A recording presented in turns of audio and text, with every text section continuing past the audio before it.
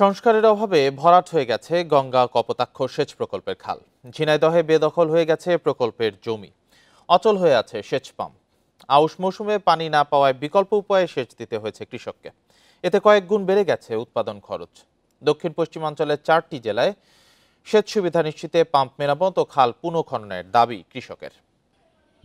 Bundle থাকলে প্রতি সেনমানিতে টাকা বাঁচবে। বিকাশ সেনমানি বান্ডেল কিনে জিতুন প্রতি লেনদেনে।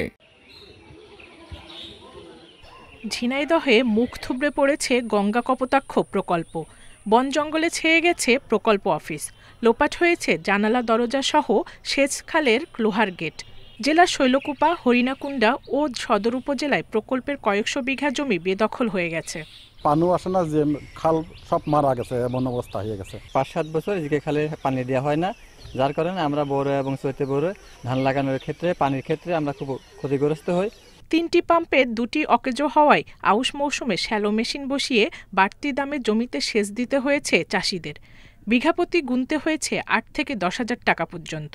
1 বিঘা জমিতে 2টা বছর ধানের চাষ করতে গেলে 8,000 টাকা পানি বিল দেওয়া লাগে।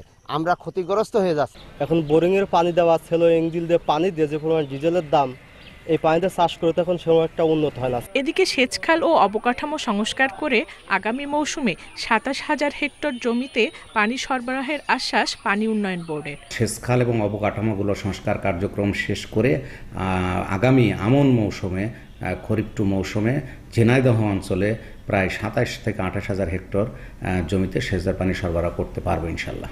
কুষ্টিয়া, চুয়াডাঙ্গা, ঝিনাইদহ ও মাগুরা জেলার 13টি উপজেলায় সেচ সুবিধা নিশ্চিতে 7 দশক আগে শুরু হয় জিকে প্রকল্প। Independent news.